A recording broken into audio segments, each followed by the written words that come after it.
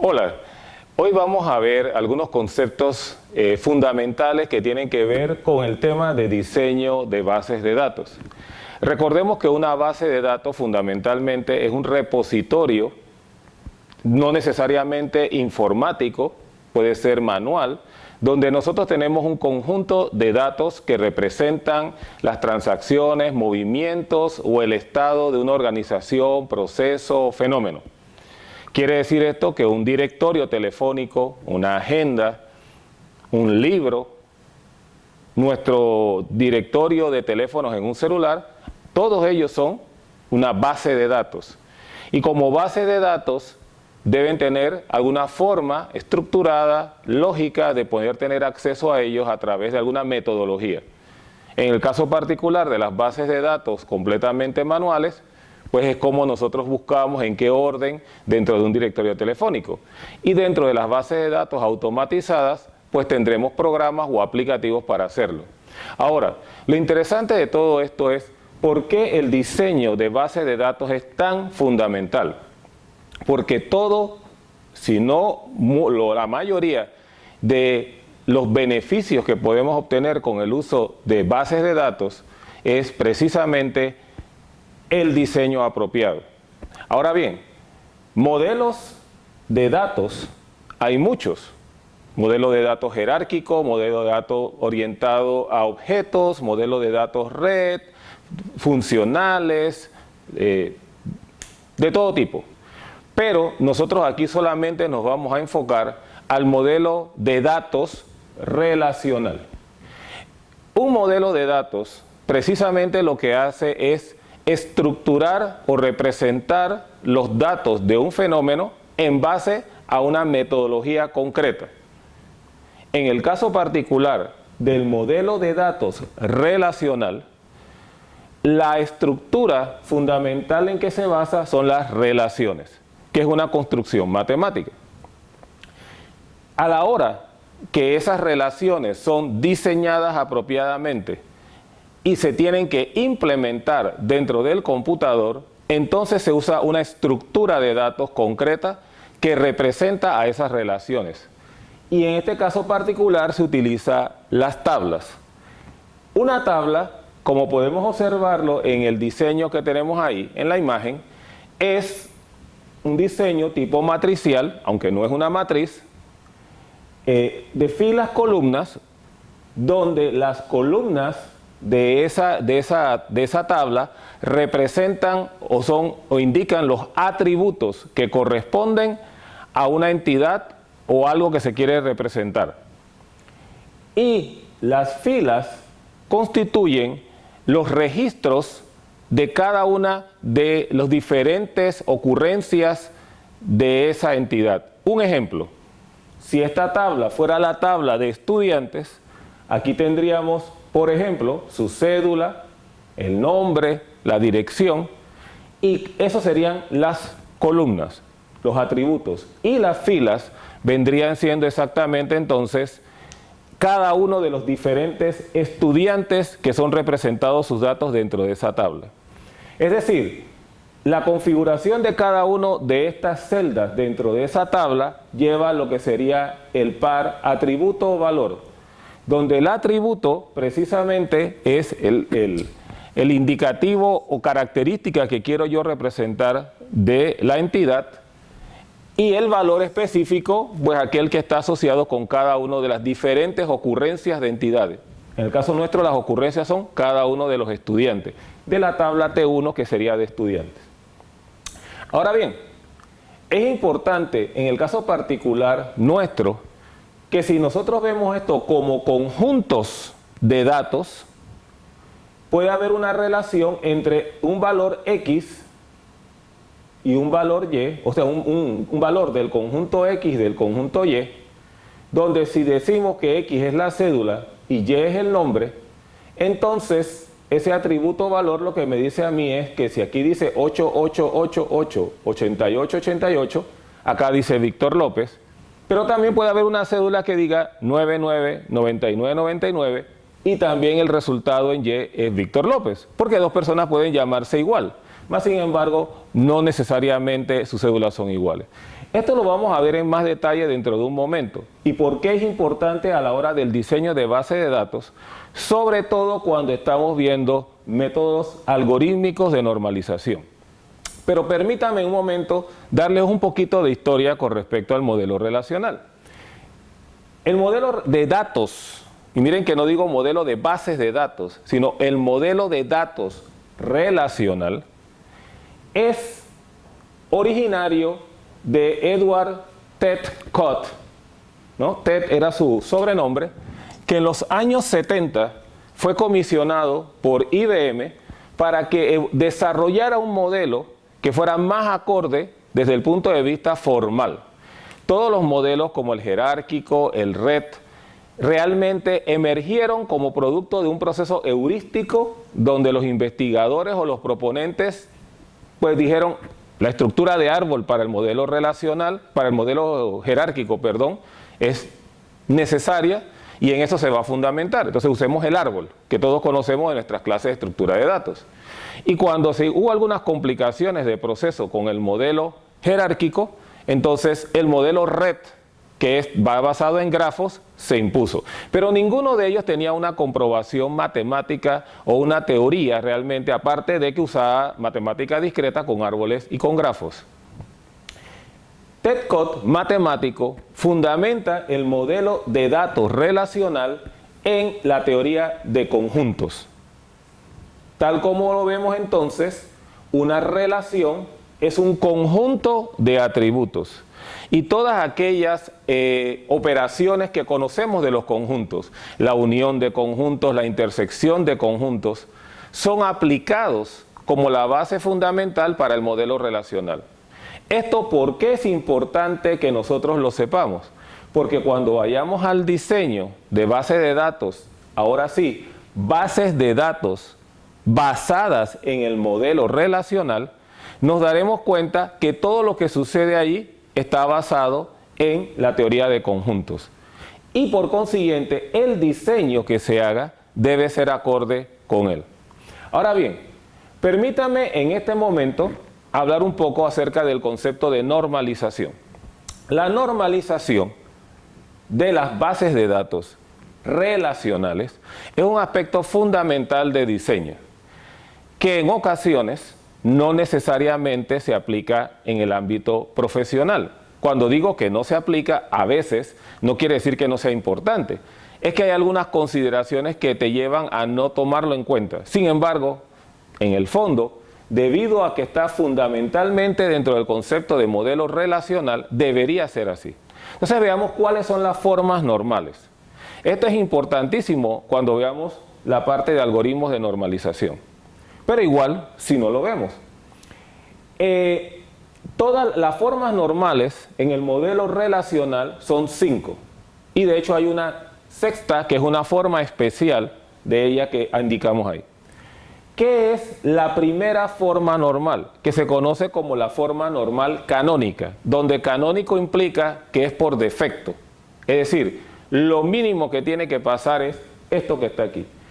La primera forma normal, si la observamos en el ejemplo que tenemos acá a nuestra izquierda, nos dice que en una tabla relacional, todos los valores que están dentro de los elementos de la tabla son atómicos o planos.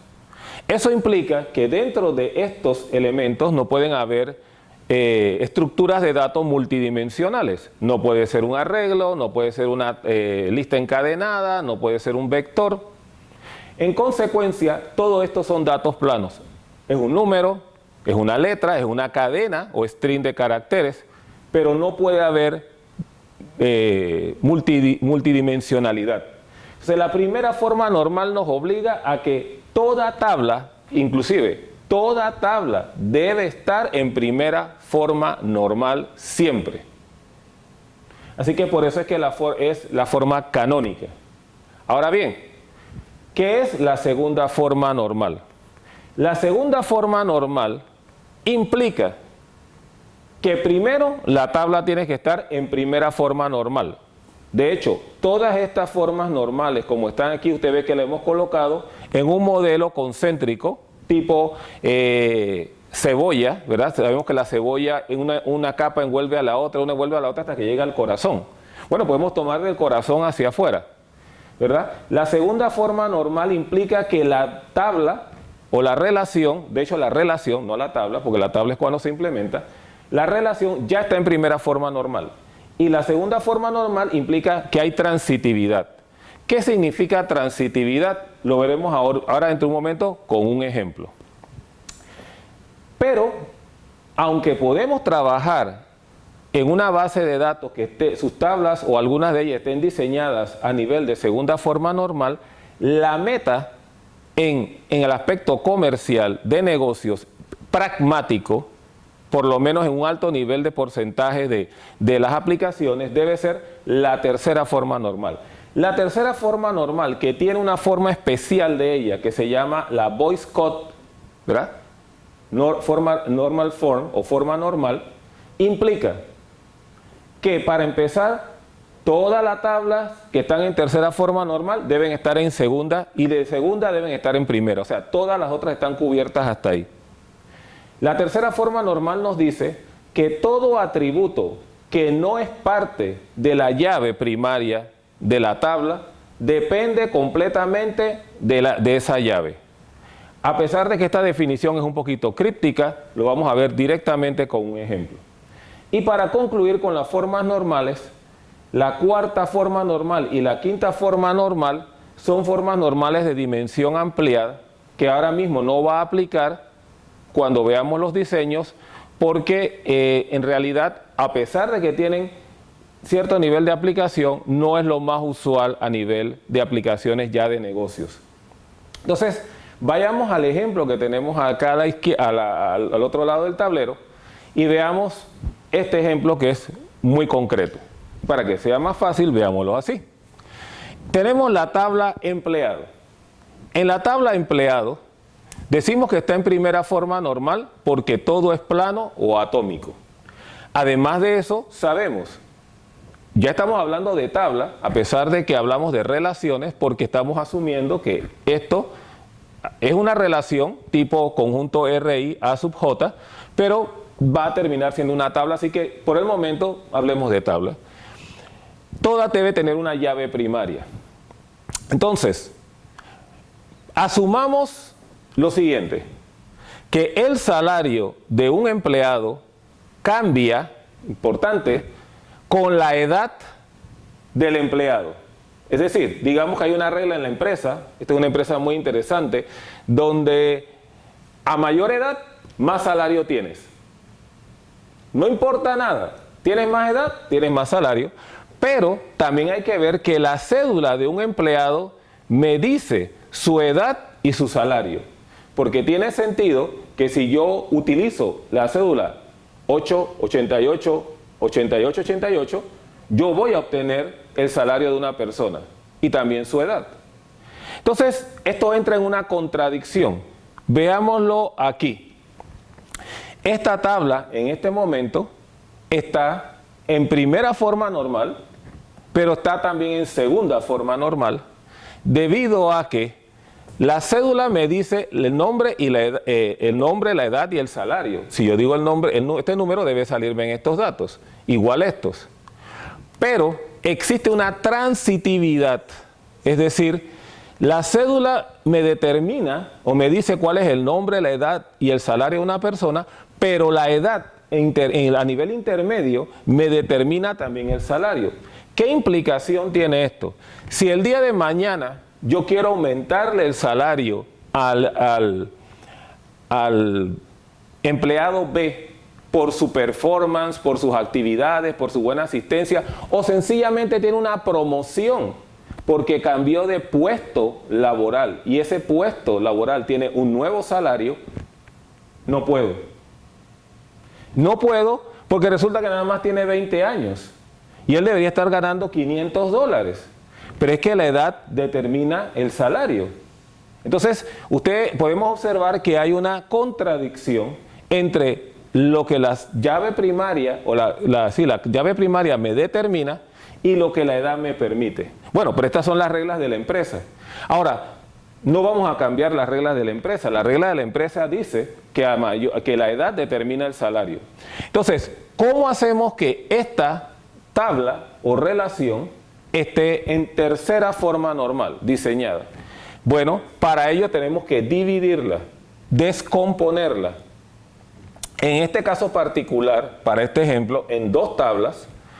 Una donde la cédula del empleado directamente establece los valores de los otros atributos, tal como dice la definición. Todo atributo que no es parte de la llave primaria depende su valor directamente de la llave primaria. Esta tabla está en tercera forma normal. Y la otra tabla, cuya llave en este momento primaria es la edad, por la condición de que la edad determina el salario, nos dice que está en tercera forma normal porque el atributo que no es parte de la llave depende directamente. Es decir, hay un valor único para cada uno de los valores de llave primaria. Entonces, como estamos viendo, estas dos tablas están en tercera forma normal cada una. Esta tabla está en primera forma normal y en segunda forma normal debido a esta condición que quizás puede ser un poco antojadiza de mi parte en el ejemplo, pero que ilustra el punto. Ahora, asumamos que estas dos tablas constituyen toda la base de datos con la que yo estoy trabajando. Recordando que en el modelo relacional, la base de datos relacional que yo obtengo es un conjunto de tablas. Si todas las tablas de la base de datos están en tercera forma normal, entonces toda la base de datos está en tercera forma normal. Y esa es la meta que nosotros queremos lograr. Aquí es que queremos diseñar que toda la base de datos esté en tercera forma normal. Repetimos, para que esto se dé, toda tabla que es parte de la base de datos que he diseñado debe estar en tercera forma normal. Esa es la meta. Ahora bien, ¿podemos nosotros con los métodos que conocemos diseñar tablas y bases de datos que obviamente parten de la relación, diseñando la relación en tercera forma normal? Sí. Algunos de nosotros debemos conocer ya el modelo entidad-relación. Si no, lo repasamos rápidamente porque no es complejo. El modelo entidad-relación, en un ejemplo sumamente sencillo, lo que nos dice es que tenemos que representar con rectángulos lo que se llaman entidades de un dominio de problema y las relaciones con rombos que son asociatividades entre esas entidades. ¿Qué significa eso? ¿Qué es una entidad? Una entidad es un objeto importante que debe de un dominio de problema. Ejemplo, los estudiantes y profesores en un sistema universitario. El profesor es una entidad sobre la cual yo tengo que guardar atributos. En este caso se representan con estos óvalos, que quizás algunos de ustedes ya hayan visto. Dependiendo de la cantidad de atributos, yo se los coloco aquí. Algunos de esos atributos deberá ser la llave primaria o la clave de cada una de las entidades. Y ellas están asociadas a través de la relación. Las relaciones pueden tener muchas diferentes cardinalidades. De uno a muchos, de uno a uno, de muchos a uno, de muchos a muchos. Hemos escogido utilizar la de muchos a muchos porque en el diseño es la que presenta mayor problema. Y solamente estamos haciendo esto para poder posteriormente compararlo con la parte algorítmica. Bien, dicho esto, vemos cómo se traduciría el modelo entidad-relación, que es un modelo conceptual, que no está amarrado a ningún modelo de datos, sino que es un modelo genérico que permite abstraer qué es lo que se necesita como data para una aplicación o dominio particular, y luego uno lo que hace es que lo traduce al modelo de datos target o el que necesita para entonces poder implementar la base de datos con ese modelo. Como hemos decidido utilizar el modelo relacional, necesitamos obtener relaciones o en su último momento tablas. Para la entidad profesor tenemos la tabla o relación profesor. Su llave primaria aquí es la misma llave primaria acá. Nosotros la decidimos de manera intuitiva, heurística o viendo la necesidad así, la cédula. Esta es la cédula del profesor. Del estudiante también un conjunto de atributos y también utilizamos la cédula como llave primaria. Y en el caso particular de la relación, cuando es una relación de muchos a muchos, se requiere una tabla intermedia que asocie el estudiante con el profesor. ¿Por qué? Porque un profesor dicta clase a varios estudiantes y un estudiante puede recibir clases de diferentes profesores. Si podemos observar aquí, hemos obtenido un diseño de modelo en el modelo relacional a partir del modelo de abstracción de entidad relación. Y yo puedo asegurarles que este diseño que tengo aquí está en tercera forma normal también. ¿Cómo? Bueno, si nos fijamos, todos los atributos que no son parte de la llave aquí dependen directamente de la llave primaria. De la misma forma, todos los atributos que aparecen aquí, que no son parte de la llave primaria, dependen directamente de la llave primaria. Así que esta tabla está diseñada en tercera forma normal, esta tabla también, y en el caso particular de la relación, que lo que hemos incluido, aunque no aparezcan aquí como atributos, realmente se colocan en la tabla porque son los que unen a los dos. La llave primaria es una llave compuesta, combinada por estos dos atributos que son la cédula de uno y la cédula del otro.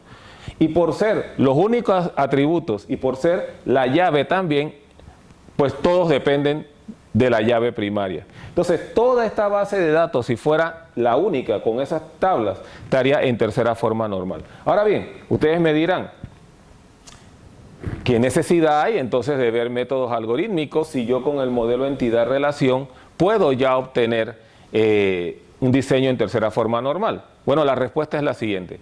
Cuando tenemos muchas entidades o el volumen de datos es muy grande, más que el volumen de datos es el volumen de entidades, es decir,